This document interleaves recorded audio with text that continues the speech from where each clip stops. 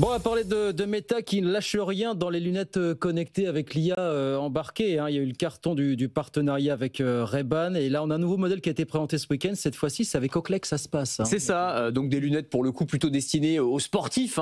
C'est normal avec la marque Oakley, avec leur design assez caractéristique. Et d'ailleurs, ils se sont payés le luxe d'avoir Kylian Mbappé comme égérie. C'est quand même pas rien. C'est dire aussi si l'ambition est de toucher un public plus large, pas forcément un public de technophiles. Alors pour ce qui est des fonctionnalités, on a un petit peu les classiques qu'on avait déjà dans les Meta Ray-Ban, c'est-à-dire ce sont des lunettes avec des petites caméras, une de chaque côté, dans les montures, qui vont filmer, streamer tout ce que je veux, le publier sur les réseaux sociaux. Donc là, notamment mes exploits sportifs. En plus, là, c'est la qualité 3K, donc on a des images de très très bonne qualité. Et puis une intelligence artificielle embarquée qui va permettre en fait de parler avec ces lunettes, qui vont comprendre ce que je leur dis. On va pouvoir passer des appels, on va pouvoir aussi analyser son environnement, poser des questions. Les lunettes vont me répondre à travers des petits micros qui sont intégrés directement dans les montures.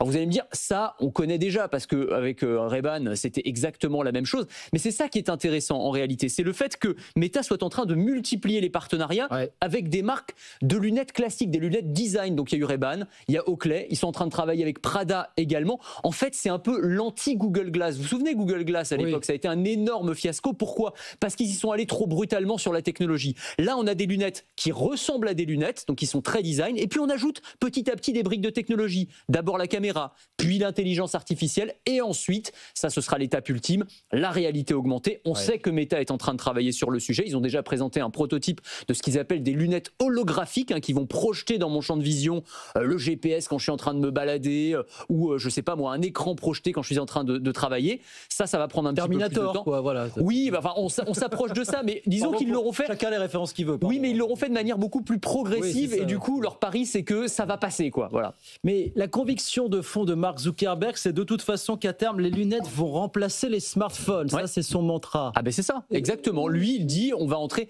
comme Steve Jobs à l'époque nous disait, on va entrer dans l'ère post-PC à l'époque des smartphones, et il a eu raison d'une certaine manière. Mark Zuckerberg, lui, il imagine que demain, en fait, toutes les fonctionnalités qu'on a aujourd'hui sur nos smartphones, eh bien, on pourra les déporter dans des lunettes, tout simplement, qu'on pourra commander avec la voix, avec les gestes. On pourra projeter des écrans devant soi.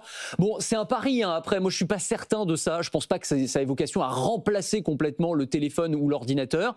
Mais lui, non, mais avec des lunettes qui ressemblent à des lunettes, pourquoi pas. Voilà, ça paraît d'un seul coup moins barré. Absolument, mais il y a quand même le côté un peu intrusif. Il y a un côté acceptation sociale qui est pas forcément évident avec les petites lunettes, avec les petites caméras qui permettent quand même de filmer, de prendre en photo n'importe qui, n'importe quand. Tout ça, ça pose quand même question. Et puis il y a aussi une question à laquelle on n'a pas la réponse, c'est comment on fait pour ceux qui portent pas de lunettes. C'est-à-dire si on veut en faire un produit qui soit vraiment mainstream et qui soit le remplaçant des smartphones, il y a quand même une bonne partie, je sais pas, peut-être 50% de la population, je dis ça à la louche, mais qui ne portent pas de lunettes. Il va falloir les convaincre de porter des lunettes juste pour avoir accès aux fonctionnalités technologiques. Ça risque aussi de poser problème. Les experts vous disent qu'il y a de plus en plus de myopes et qu'il y aura de plus en plus de myopes à l'avenir dans le monde. Ah non, mais c'est un marché considérable, ça c'est évident. Donc est-ce que le consommateur est prêt finalement ? C'est pas sûr. Franchement, moi je suis pas certain que le pari de remplacer complètement les smartphones par des lunettes, ce soit un pari gagnant. En revanche, le fait qu'il y ait des lunettes connectées, ça on va en voir de plus en plus. Je vous parlais de Meta, mais Google est en train de travailler sur le sujet avec Samsung. Apple aussi est en train de travailler sur la question. Tous les géants de la tech sont en train de travailler sur le sujet. Et ici, Luxottica, il faut le dire, sont très en pointe sur le sujet. On avait le patron, il y a quelques semaines, qui nous disait que les lunettes allaient devenir la fenêtre de notre vie connectée. Bon, Zuckerberg y croit. Zuckerberg a fait des erreurs par le passé.